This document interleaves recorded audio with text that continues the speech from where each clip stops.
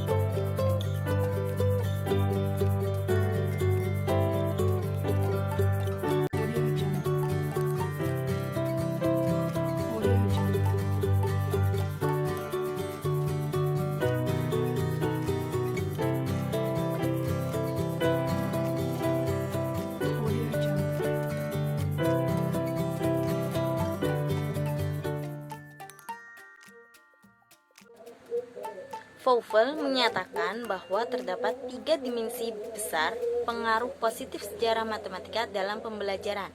Pertama, understanding, yaitu pemahaman. Kedua, enthusiasm atau antusiasme. Yang ketiga, skill atau keterampilan.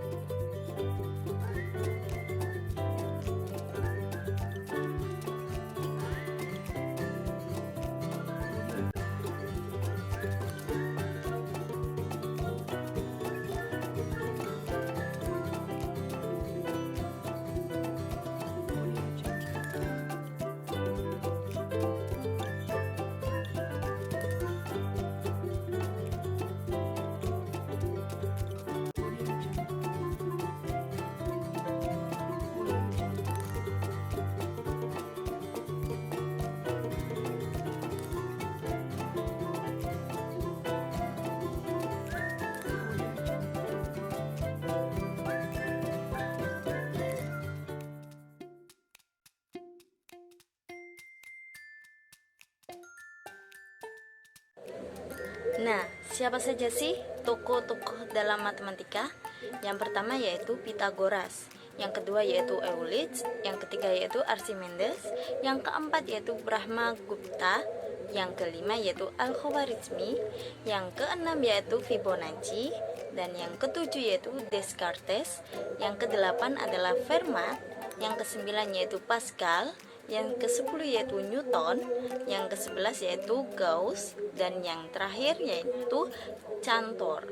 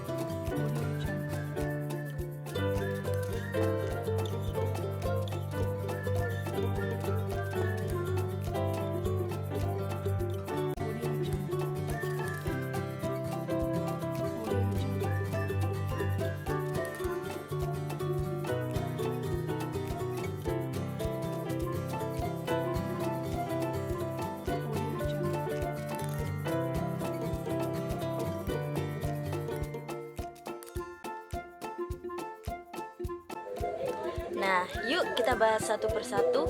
Yang pertama yaitu Pitagoras pada tahun 580 sampai 501. Pitagoras yang lahir di Pulau Samos atau di Turki mendirikan perguruan yang disebut perguruan Pitagoras. Dasar perguruan tersebut adalah bilangan yang mengatur segala sesuatu. Yang kedua yaitu Eulik pada tahun 325 sampai 265. Eulik dari Alexandria sangat terkenal dalam matematika. Tetapi sedikit yang dapat diketahui dari kehidupan Eulik. Data yang dapat dipercaya berasal dari Proclus sekitar tahun 420 Masehi.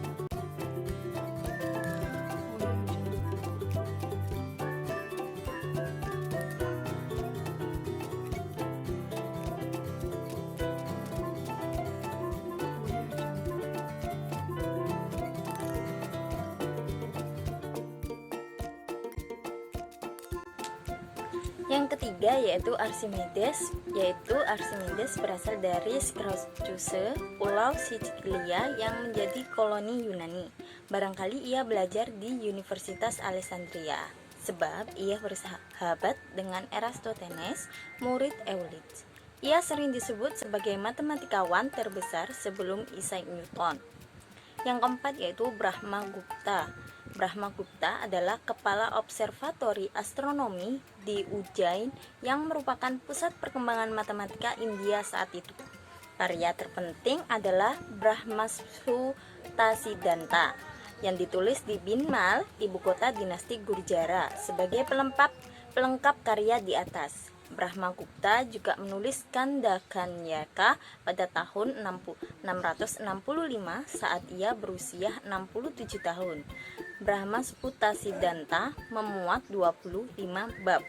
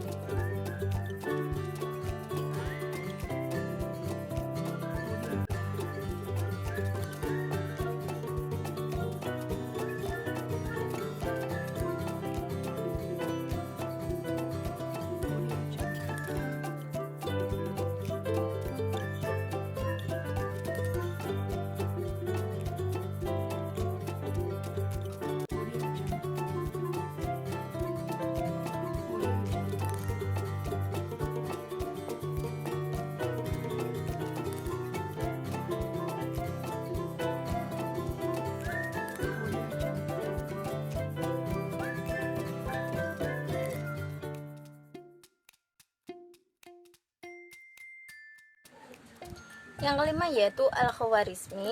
Abu Musa Al-Khwarizmi lahir di Hiran, Al-Khwarizm, Uzbekistan dan wafat di kota pada 1001 malam Badar. Al-Jabar sering diletakkan dengan nama Ibnu Musa Al-Khwarizmi Khodat. Dalam The Score of Khwarizmi Algebra menyebut bahwa Al-Khwarizmi adalah bapa Al-Jabar. Begitu pula Boyer dalam A History of Mathematics. Yang keenam yaitu Fibonacci. Fibonacci adalah matematikawan Italia yang hidup antara 1170 sampai 1240 atau 1250 Masehi. Ada sumber lain juga yang menyebutkan bahwa dia lahir di Pisa pada tahun 1175. Nama lainnya adalah Leonardo I Pisa, Leonardo da Pisa atau Leonardo Pisano. Ayahnya bernama Guglielmo Bonacci, adalah seorang pedagang, dan ibunya Alessandra Fibonacci mengenal sistem matematika ketika mengikuti ayahnya berdagang sampai ke Afrika Utara.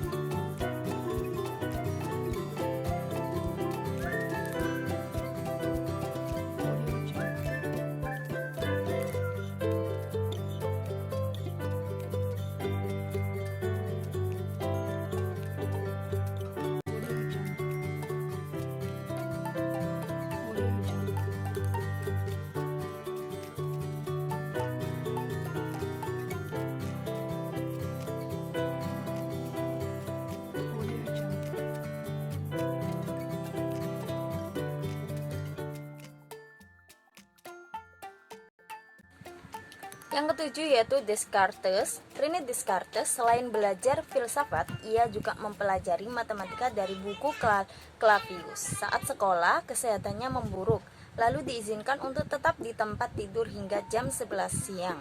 Hal ini kemudian menjadi kebiasaan Descartes hingga meninggal dunia. Ia mulai belajar matematika sejak tahun 1618. Dan pada tahun 1623 ia berhubungan dengan Mersenne, seorang matematikawan di Paris. Korespondensi ini meneguhkannya untuk bergelut dengan ilmu pengetahuan. Yang kedelapan yaitu Fermat. Pierre Fermat mula-mula belajar di Universitas Toulouse, lalu tahun 1620 di Bordeaux. Dari Bordeaux, ia pindah ke Orleans dan menyelesaikan studi hukum di sana. Ia lalu bekerja sebagai pengacara sekaligus terpilih dan masyhur di parlemen.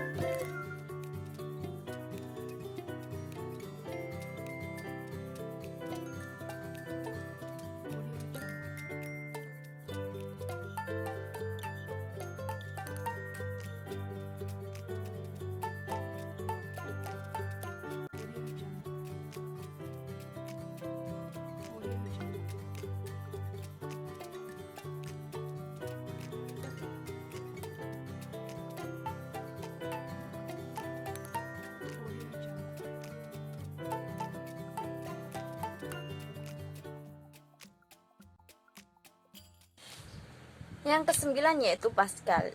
Blaise Pascal adalah anak ketiga dari Etienne Pascal. Blaise secara mandiri telah mempelajari geometri di usia 12 tahun. Sejak itu, ayahnya memberi Blaise buku elemen dari Euclid. Saat berusia 14 tahun, Blaise Pascal telah mengikuti ayahnya mengikuti pertemuan ilmiah atas prakarsa Mersenne di Paris. Yang ke-10 yaitu Newton. Isaac Newton dilahirkan di Lincolnshire, Inggris. Masa kecil Newton kurang mendapat perhatian. Menurut De Morse, ketertarikan Newton pada matematika dimulai tahun 1663 saat ia dibelikan buku astrologi di Cambridge, tetapi ia tidak memahami matematika di dalamnya. Ia lalu memutuskan untuk mempelajari beberapa buku matematika lainnya.